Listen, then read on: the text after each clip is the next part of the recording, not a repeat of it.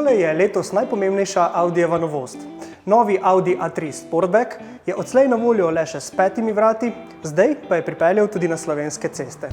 V primerjavi s predhodnikom je vse mere nekoliko zrasel, sicer pa gre za oblikovno evolucijo.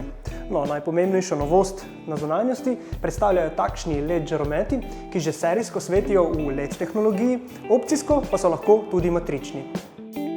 Če z eno besedo povzamem novost tega vozila, z eno besedo je to digitalizacija. Torej v vseh pogledih, tako v dizajnu kot v funkcionalnosti, notranjosti, skratka digitalizacija.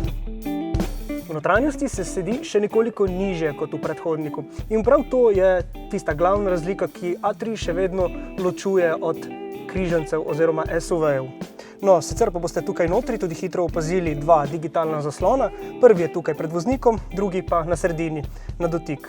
Je pa zanimivo, da je Audi, recimo v primerjavi z Golfom, še vedno ohranil klasične, kar precej klasičnih fizičnih tipk. Pa tudi zaslon se ne nahaja takole nad armaturo, pač pa ga imamo še vedno lepo integriranega v sredini. Vstopna različica novega A3 je ta hip na voljo za 22.800 evrov.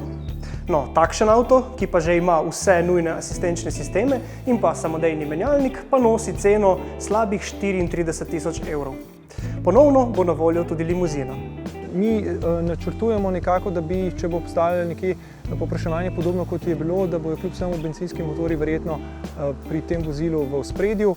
Nenazadnje tudi z uporabo blage hibridne tehnologije smo uspeli znižati porabe pri teh vozilih in zato menimo, da bo povpraševanje po bencinskih motorjih verjetno večje, kot je bilo pri predhodniku, kjer smo kljub vsemu kar nekaj dizlov prodali. Seveda pa imamo še vedno dizelske motorje tudi na voljo. Ali ste vedeli, da notranjost novega A3 tvori tudi več kot 100 recikliranih plastenk? Obiskali smo reciklažni center na Kozini in preverili, kako poteka postopek predelave. Z nami lahko odidete tudi v Bergamo, kjer smo spoznavali bratranca, model Q3, ali pa celo v Puščavo, kjer boste preverili, kako se je v družbi peska in kamel znašel električni e-tron.